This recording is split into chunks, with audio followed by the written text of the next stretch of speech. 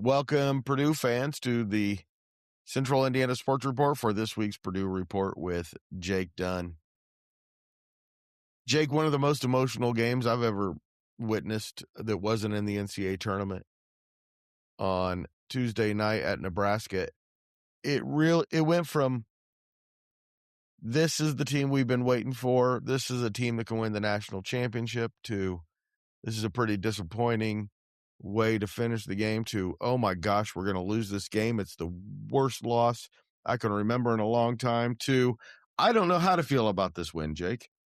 I'm kind of right there with you. I think it definitely felt like a tournament type game to me as well. And Purdue survived and advanced here, just like you do in the tournament. They, to your point, they dominated for 30 minutes, nearly gave it away, and then at the end showed enough resolve, I guess, to escape Lincoln with a 80-77 win in overtime.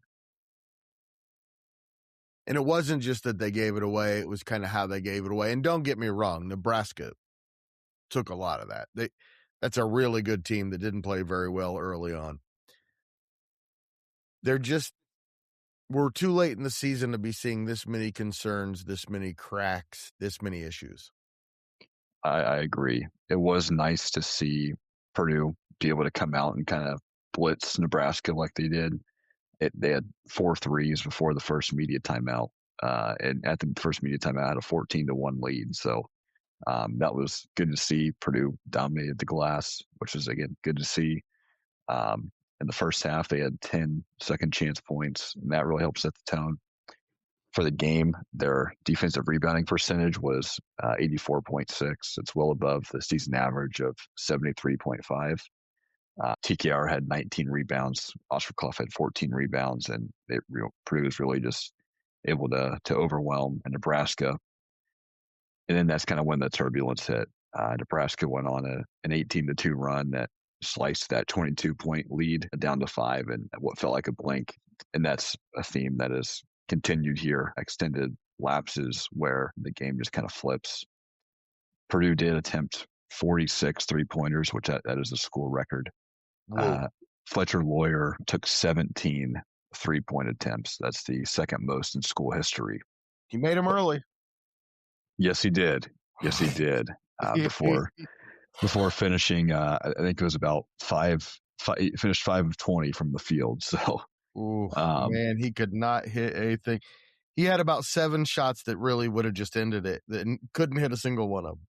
I think if Purdue shoots a little better than they did, just a honestly terrible shooting night from all aspects. 37% from the field, 28% from 3, 55% from the free throw line. So it's not a great shooting night, but Purdue again was able to pull through. 21 offensive rebounds. Yeah, that is pretty insane. And off of that, 17 second chance points. Nebraska only had 6. Yeah, and that was the other thing. They were really good on the defensive glass as well. Yeah. Yep. Purdue had 54 total rebounds, which that's just pretty crazy. Yeah, 33 between 2 guys, as you mentioned, and then 40 between 3 if you throw in Braden Smith's 8. That is some good rebounding. And Matt Painter teams tend to do that, particularly late in the season, get better and better at rebounding. And again, to be fair, you blow that against Iowa, you blow that against IU, you blow it against USC, it's a bad sign. You blow it against Nebraska, it's a little bit understandable because that team can score fast. Yes, they can. Pretty good performances here from Rink Mast, Price Sanford, guys that we kind of called out in our preview. They played pretty well. Jamarcus Lawrence, number 10 for Nebraska, also had pretty good game. They're a team that we said that they're pretty fun to watch and should be a pretty entertaining game. Get to see some of the best offense in the country in Purdue against one of the better defenses in the country in Nebraska. So nice to pull up with a win here, even if it did take overtime. Still nice to get the win. Yep, and I think that's what we take away from it. They are still in the Big Ten race, now tied with Nebraska for 3rd. I think And Michigan State as well, right? uh, so current Big Ten standings: Michigan 12-1. Then you have a four-way tie with Four-way. teams. Yeah, Illinois lost to Wisconsin tonight. Oh, I So looked like Illinois was in control when I was watching it. yeah, they ended up dropping that one to Wisconsin. So currently, Illinois, Nebraska, Purdue, and Michigan State are all tied with 3 losses. So suddenly we really just need to look at Michigan's schedule and kind of figure out if they can come up with a loss somewhere. Luckily, they here a week from Tuesday, they do play at Purdue. Michigan I know, but does. they got to have 2 games. And they do play Michigan State. They do play at Illinois. They play They, Michigan again, or Michigan State, excuse me. yep, that one's at home, but yeah, at Illinois, at Purdue. So there's a chance. Certainly a chance. So it'd be nice if I guess Illinois could drop another one there too, because Purdue will play Michigan. They'll play Michigan State both at home. So it'd be nice to win both of those. And if Illinois could drop one, then that would leave kind of Purdue there with Michigan and tied for the Big Ten title. And the start tonight kind of gave you that confidence that this is a possibility. Late in the game, it kind of went, ugh. Started off, I was like, dang, this is the team we saw November against Texas Tech. And then throughout the game, you just kind of started to see the old Purdue team the recent Purdue team, I should say, that we've all seen and been somewhat frustrated with. But at this point, I will take a win.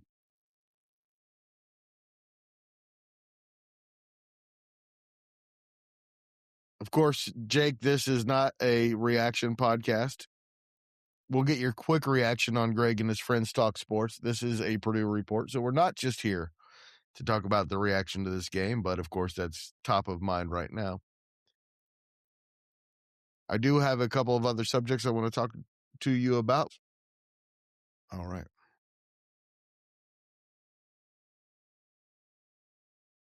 And tonight, Braden Smith, 10 assists. He now moves up to 6th on the all-time assist list, passing the great Sherman Douglas. You probably don't know who that is, do you, Jake? I do not. He actually played in the national championship game against Indiana in 1987. He was the best player on the Syracuse team that Indiana beat at the buzzer. He was a great one, but Braden Smith is better. And now come next 4 away from Steve Blake. And no matter how you count the Big Ten record, he will be the all-time leader. So with Braden Smith's 968 career assists, at his current rate of 8.75 assists a game, he would need 6 postseason games to pass Bobby Hurley for most career assists in NCAA history. So if we count, hopefully, at least, 2 or 3 games here in the Big Ten tournament. Jake, that's like 50-50, man. Yeah. Whether he breaks that record. He might do it during the national championship game if they could get there. That would be amazing. That would be awesome. And I think it'd be a big kind of weight off of not only his shoulders, but the team's shoulders. So I guess there's still a possibility that Purdue could finish outside the top 4 and not get the double bye in the Big Ten tournament, which would help the record, but something we want. Certainly would help the record, but to your point, not something that we would necessarily want. If his current rate was to keep up through 5 postseason games, he would finish 3 behind Bobby Hurley, which that'd make you pretty sick to your stomach, I think, if you're Braden Smith. Hey, I'll tell you what, if he comes up 3 short during the national championship game that they win, I think we'll all just be okay with it. I think so too. So their next game is on Valentine's Day, so the Saturday at 5 p.m. at Iowa. So that's another big game here for Purdue. Carver Hawkeye Arena is never an easy place to play.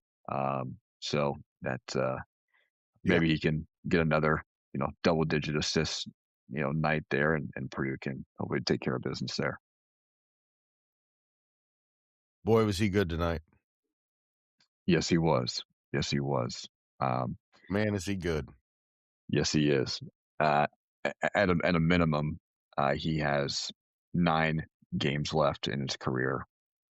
If he wanted to beat it in those 9 games, he'd have to average 12 assists a game. If he the the median, I guess, if you will, 12 games, 7 in the regular season, 2 in the Big Ten tournament, and 3 in the NCAA tournament.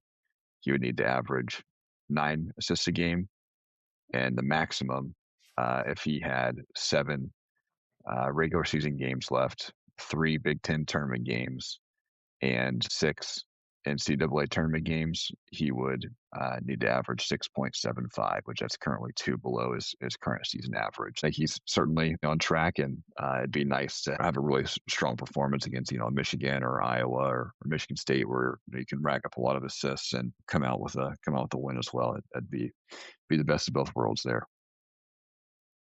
So 18 assists and a big win at Iowa. Is that what we're saying? I certainly hope so. I certainly hope so.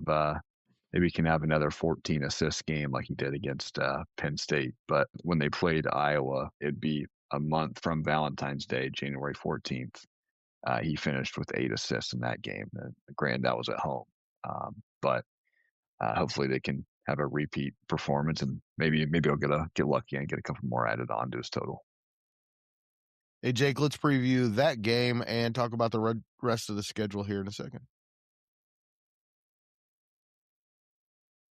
Jake, ESPN Analytics says Purdue has a 56.6% chance of winning at Iowa, and man, I am trepidatious about this one.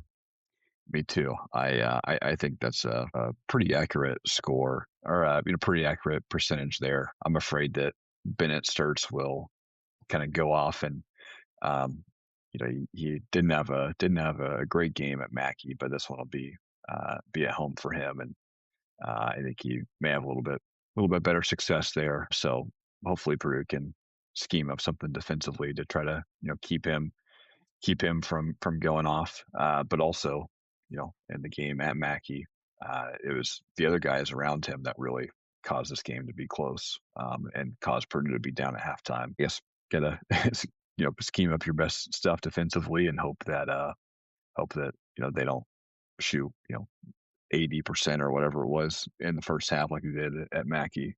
I think it's a pretty accurate percentage there from ESPN Analytics.